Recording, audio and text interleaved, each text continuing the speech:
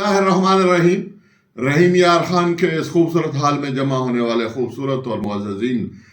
شہریوں اور یہاں کے منتخب لوگوں اور خصوصاً بابری فورم کے جو عہدیداران ہیں مرکزی، جناب ڈاکٹر عارف محمود چغتائی صاحب اور جناب مرزا حبیب صاحب، اس کے علاوہ ممتاز حسین مرزا صاحب یہاں پر ہیں، براکہ مغل ہیں، یہاں پر حاجی اخلاق صاحب ہیں، یہاں پر پروفیسر مرزا افضل بیگ صاحب ہیں اور دیگر جتنی قوموں کے اور قبیلوں کے لوگ یہاں پر جمع ہیں، سب کو میرا سلام پہنچے۔ جی چاہتا ہے کہ اس خوبصورت محفل میں بھی ہوتا اور یہاں سے خوبصورتیاں سمیٹتا، لیکن آپ جانتے ہیں کہ 11 فروری سے ظہیر الدین بابر رحمۃ اللہ علیہ کی سالگرہ تقریبات جو ہیں وہ پورے پاکستان میں منعقد ہو رہی ہیں۔ میری بھی اس لحاظ سے مصروفیت بڑھ گئی ہیں۔ انشاءاللہ آموں کا موسم آئے گا، آپ کے پاس حاضری دیں گے۔ بابر جو ہے وہ کسی ایک قوم قبیلے کے سربراہ نہیں ہے۔ بابر نے یہاں پر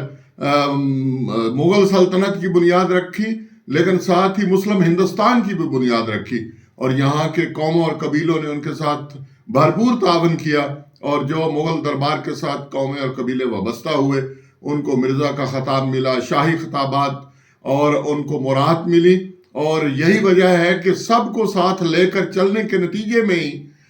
مغل جو سلطنت ہے وہ تقریباً 350 برس تک جاری رہی۔ تو مغل جو ہے وہ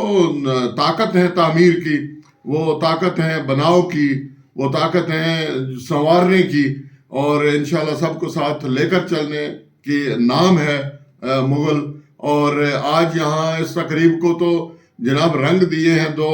جناب عارف محمود چغتائی صاحب نے، ترک رنگ بھی ہے، مغل رنگ بھی ہے، اور یہ دونوں جو ہیں آسمانی رنگ ہیں اور خوبصورت رنگ ہیں۔ انشاءاللہ ان رنگوں سے روشنی اور طاقت نکلے گی، اور جہاں بھی ممکن ہوا ہم سب ایک دوسرے کے ساتھ مل کر اس ملک کو سنوارنے کے لیے آگے بڑھیں گے، اور ہم امید کرتے ہیں کہ ہندوستان کی حکومت جو ہے وہ عقل کے ناخن لے اور وہاں کے مسلمانوں کے اوپر محض اس لیے